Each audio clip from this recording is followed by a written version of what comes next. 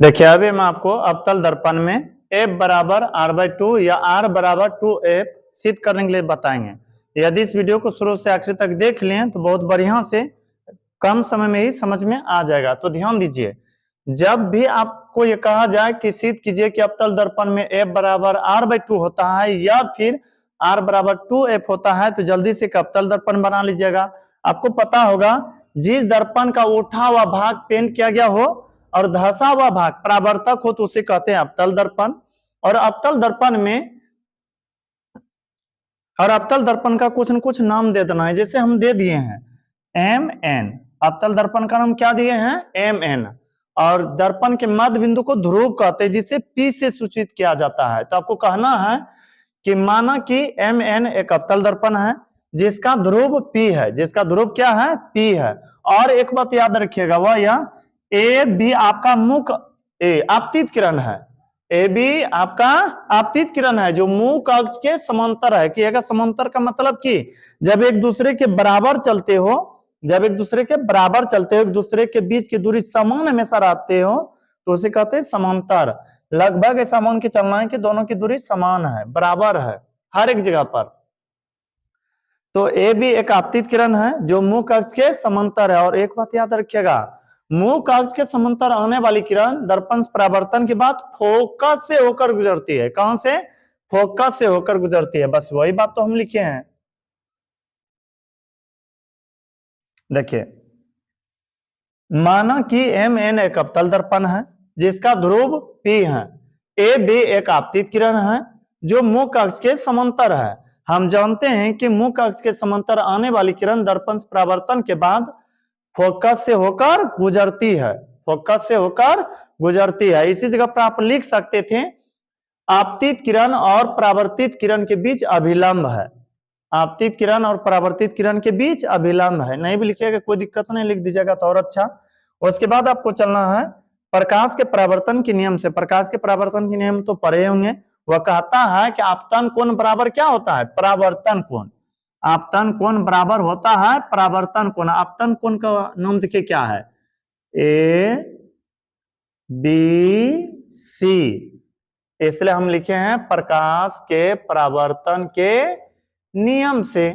नियम कहता है कि कोण ABC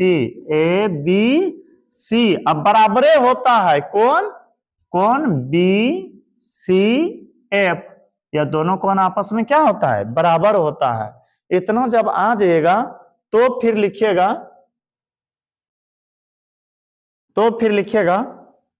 एकांतर कोण होने के कारण। क्या लिखेगा? एकांतर कोण होने के कारण। एकांतर कोण पता है क्या होता है? जब दो ठो सीधा लाइन हो, एक दूसरे के समांतर हो और ऐसे काटा जाए तो याद रखिएगा यह कोण बराबर यह कोण होगा, ऊपर वाला कोण बराबर ऊपर कोण होगा। हालांकि निचल का भी आपस में बराबर हो जाएगा। तो ऐसे सब कोणों को कहते हैं एकांतर कोण। आप तो जेड को देखे ही होंगे। जेड जब इस तरह से अच्छा से बनिएगा ना, यह कोण बराबर यह कोण होगा। तो ठीक उसी तरह से आप गौर से देखिएगा तो शायद ऐसा लगेगा कि हाँ कहीं न कहीं जेड नुमा संरचना बना है। इस तरह से बना है ना। तो यहां पर कहिएगा कोण B बराबर कोण C। कोण B बराबर कोण C। B का नाम क्या है? ABC है। C का नाम क्या है? BCF है। तो इसलिए लिखे हैं एकांतर कोण होने के कारण ABC अब बराबर है कोण BCF। पता है? आप गौर से देखिएगा तो ऐसा लगेगा समीकरण 1 में कोण ABC, समीकरण 2 में कोण ABC आपस में बराबर है।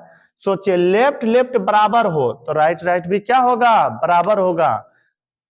एक तरह से अभी कह सकते हैं एक कोई तराजू था, इधर 5 किलो का बाट है और इधर 5 किलो आलू नोपा गया। इसको इधर रख दिया गया तो इसका वजन कितना होगा? आलू जो नोपा गया 5 किलो से 5 केजी। फिर उसी बटखरा से 5 किलो वाला से ही बराबर मात्रा में टमाटर नोपा। टमाटर यदि आलू टमाटर के बीच अब तुलना किया जाए दोनों का वजन क्या होगा? बराबर होगा। ठीक उसी तरह से यदि लेफ्ट बराबर है तो राइट भी क्या होगा? बराबर होगा। इसलिए लिखे समीकरण 1 था 2 से लेफ्ट बराबर तो राइट बराबर कर दिए। कोण CBF, कोण CBF बराबर है कोण BCF, कोण BCF।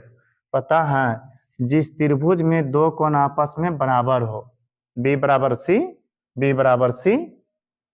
देखिए अच्छा से बताते हैं, कोण CBF, कोण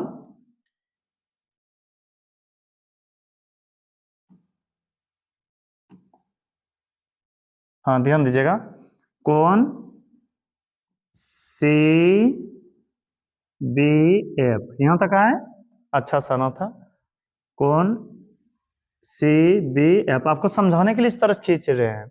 फिर कहा है कोण BCF, कोण B से लीजिए, C के पास आइए, C से F के बीच, बोले त्रिभुज बना कि चतुर्भुज कहेगा, ये तो त्रिभुज बना।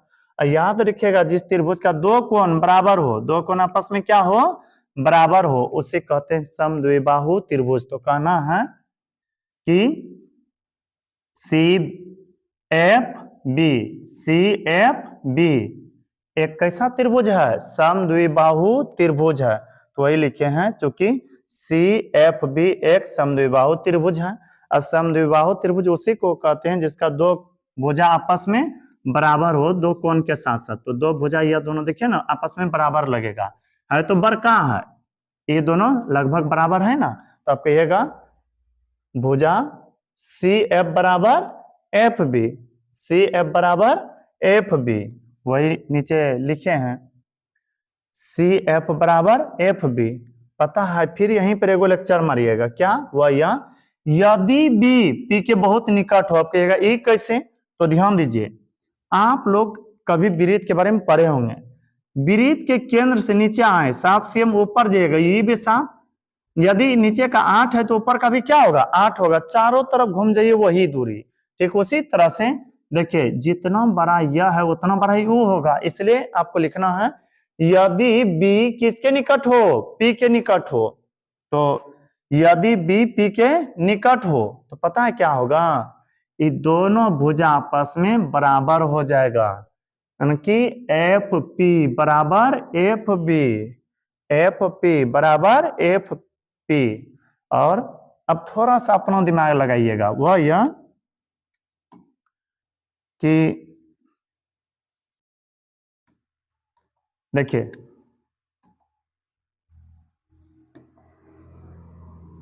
आप P से चलिएगा C के पास, P से कहा C के पास, P से चलना है C के पास। P से जब चलिएगा C के पास, P से C के पास चलिएगा तो PC बराबर हो जाएगा, है दोनों टुटकुनिया यानी छोटका CF जोड़ FP। काहे कि यहां से वहां तक का माने है, वहां से यहां तक में यही दोनों पार्ट है, CF जोड़ FP। PC बराबर क्या लिखना है, CF जोड़ FP, CF जोड़ FP। अब देखिए समय समय पर ये इसलिए बनाए हैं ताकि ऊपर नीचे ना करना पड़े, लेकिन आपको एक ठो ही बनाना है, वो भी ऊपर में। तो आप देखिए CF बराबर कहीं ना कहीं कुछ ना कुछ लिखे होंगे, C और F बराबर कहीं ना कहीं कुछ ना कुछ लिखे होंगे। CF बराबर लिखे हैं FB, CF बराबर क्या लिखे हैं FB, और FB का माने तो आया है कितना FP। कहेगा ये क्या चल रहा है, खुद से सोचिए। सोहन बराबर मोहन, मोहन बराबर श्याम, तो तीनों आपस में क्या होगा, बराबर होगा। ठीक उसी तरह से आपको लिखना था CF का मान। CF कहता है कि हमरो बराबर है FB, जैसे उसके पास गए तो जल्दी से कह दिया कि हमरे बराबर है क्या FB बराबर है FB बराबर है FP तो उधर है ना, तो ये CF के बराबर दीजिए FP। अब यहां पर हो गया PC है तो PC, FP जोड़ FP, कितना FP 2FP, कितना FP 2FP।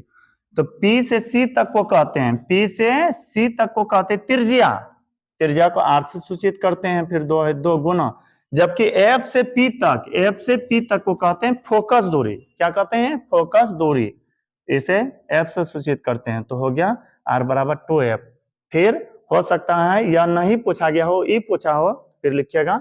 यदि r बराबर 2f होता है तो 2f बराबर क्या होगा, r होगा, इसलिए f बराबर इधर गुना में है, चाहे यह संख्या छोटा हो या बड़ा, यह हमेशा कहाँ जाएगा, नीचे, तो हो जाएगा f बराबर r/2। आई होप यह वीडियो आपको अच्छा लगा होगा। यदि वीडियो पसंद आया हो तो हमारे वीडियो को लाइक करें, और यदि अभी तक हमारे चैनल को सब्सक्राइब नहीं किया है तो कर ले, ताकि जो भी इस तरह से वीडियो अपलोड करें वो आप तक जल्दी से पहुंच सके। मिलते हैं किसी अगला वीडियो में, तब तक के लिए धन्यवाद।